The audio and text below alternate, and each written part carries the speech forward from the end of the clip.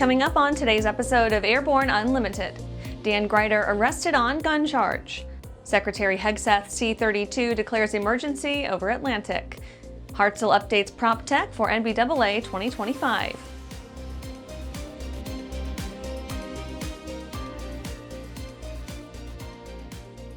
Welcome to Airborne Unlimited. I'm your host, Helen Blake.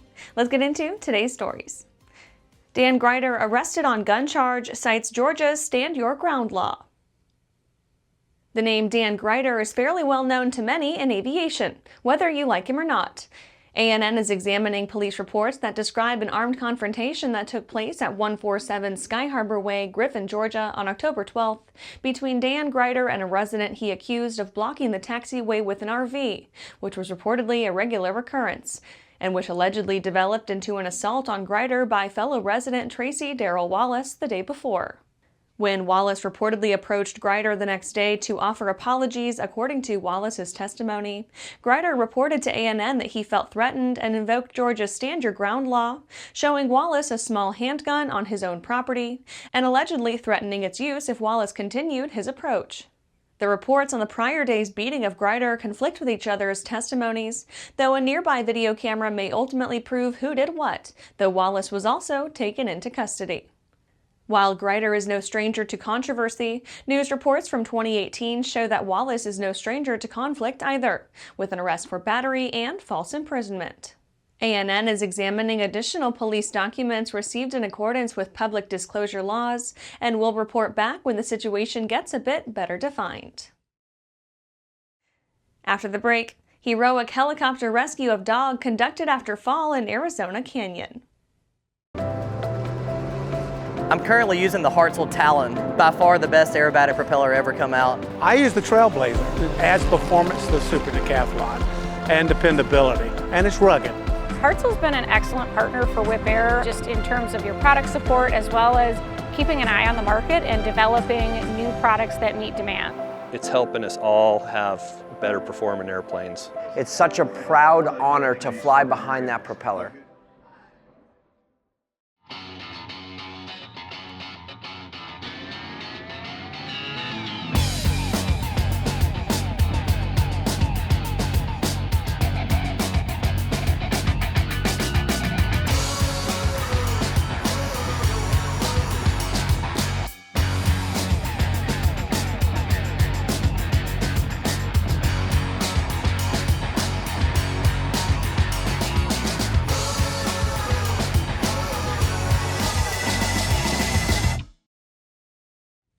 Welcome back. Now let's take a trip around the patch for some shorter stories. Heroic helicopter rescue of dog conducted after fall in Arizona Canyon. Deputies from the Maricopa County Sheriff's Office performed a helicopter hoist to rescue a dog that was badly injured after falling into a canyon near Battleship Rock in the Superstition Mountains east of Phoenix, Arizona. The sheriff's office said they received a call from the owner of the dog reporting that his furry friend was so seriously injured he could no longer walk. A rescue team with the Aviation Division of the Maricopa County Sheriff's Office flew a helicopter to the area and found the dog surrounded by several people who stayed with him and hosted the dog aboard. USDOT spared in first round of shutdown layoffs. The first round of layoffs resulting from the government shutdown arrived on October 10th, and at least for now, DOT employees can relax as the reductions in force were targeted to other agencies, according to a court filing by the Trump administration. The other agencies affected include the Treasury, Health and Human Services, and Homeland Security departments. However, depending on how long the shutdown extends, the DOT's reprieve likely won't last forever. Nighthawk releases Guardian Avionics pricing and delivery plan. Nighthawk Flight Systems announced it will begin delivery of its Guardian Avionics suite in December 2025. The price starts at $33,200 for one display and $39,900 for the dual display system. The innovative lightweight cockpit display system will be available initially for Part 23 Class 1 and 2, Part 22, and experimental aircraft. The Guardian Suite is Nighthawk's entrance into its large-format avionics market that brings pilots an affordable, modern, and scalable cockpit solution. It reportedly features the highest definition 3D synthetic vision in the world, together with the most comprehensive collection of display information in today's market. Jared Isaacman back in the running for NASA head. After being named by President Trump, then having his nomination rescinded, Jared "Rook" Isaacman is back in the running to become the permanent head of NASA. Secretary of Transportation and NASA Acting Administrator Sean Duffy is currently interviewing candidates for the top job at the space agency. It's unknown when a final decision will be made on a new nominee, but the fact that Isaacman has already been through some of the confirmation process would accelerate getting someone in place. Isaacman is a stalwart supporter of space exploration and human spaceflight. That's it for today's trip around the patch. Let's get back to the rest of the news. Secretary Hegseth C32 declares emergency over Atlantic.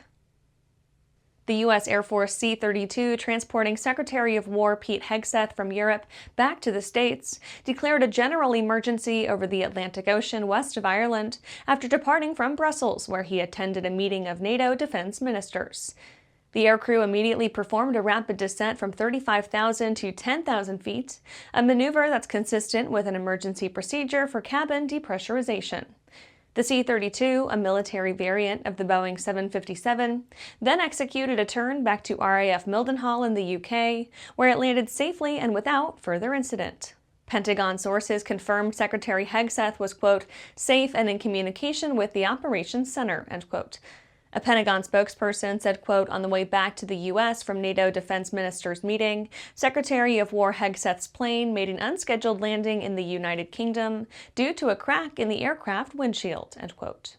There were no reports of injuries among the crew or passengers, and although the Pentagon mentioned a crack in the windshield, other officials have not confirmed the exact nature of the emergency. Emergency response crews were placed on standby at RAF Mildenhall, one of the primary bases for the Air Force in the United Kingdom. The C-32 is from the 89th Airlift Wing out of Joint Base Andrews in Camp Springs, Maryland. After these messages, Hartzell updates prop tech for NBAA 2025. Meet the first of a new generation of the M-Class family. The M700 Fury.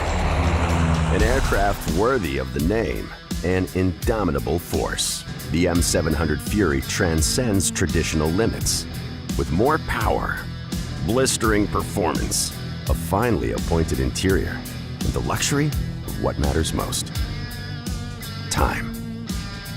Experience the Fury. Join the legacy. The legendary BD 4-seat program is building an exciting future for those who want a rugged 4-seat family flyer with a proven history. The SureWings program produces a complete kit and builder assist program that gives you everything you need to be flying a BD 4CS in record time. For conventional kit builders, BD Aviation has parts, partial kits, and full kits for the 190-mile-per-hour BD 4C that has logged thousands of hours. Visit surewings.com and bdaviation.com for more details.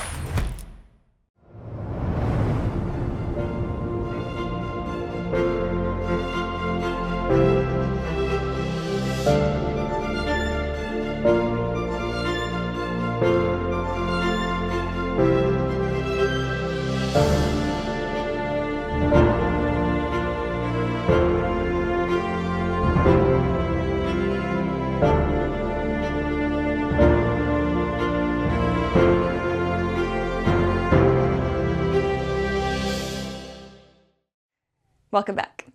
Hartzell updates prop tech for NBAA 2025. While NBAA seems all about the jets, Hartzell goes out of their way to remind one and all that the great majority of BizAv operations depend on props, many of them built by Hartzell themselves. More importantly, prop technology and applications are aggressively modernizing the industry and adding new capabilities to thousands of birds. This year we have a lot of new innovations and products we're bringing to market. So we've got a whole handful of new composite STCs, from the Yukon that we've done with Whip Air to the King Air with our friends at Blackhawk, to some STCs we've done ourselves with the Talon on the GB1 Game Bird. And we're continuing to invest in our carbon fiber technology. So We're also working with Cub Crafters on their Carbon Cub UL. We have a new, what we call Falcon Retention Series, which is a 3-blade, all carbon fiber propeller for under 20 pounds, which has really been a game changer for performance on that airframe, and we're really excited to be partnering with Cub Crafters on that, as well as rolling that out to a much broader community of aircraft and platforms that are utilizing the Rotax 915, 916 engine series. So really excited to be rolling that out and talking about it this week. On the business development side, we've been the last year and a half or so really investing in bringing under direct ownership some propeller MRO facilities across the US and Canada and now the UK. And what we're trying to do is really get better access to our customers and stay close to the market. We really want to make sure we're taking care of our product all the way from the design and certification through the production, but certainly through the service life cycle as well. So this really gives us an opportunity to stay close to our customers, offer some really unique programs like flat rate overhauls for fleet operators and folks that are looking for that predictable type of cost when they get into the propeller overhaul. So excited to be investing in that channel. Again, it gives us really great access to the end users and customers who are obviously our key market. And then we're obviously staying close with our OEM partners as they're bringing new products to market as well. And that's our show for today. You can catch episodes of Airborne on YouTube, Roku, or Fire TV. Just search for Aero-News or Airborne. And don't forget to follow us on social media. Thanks for watching.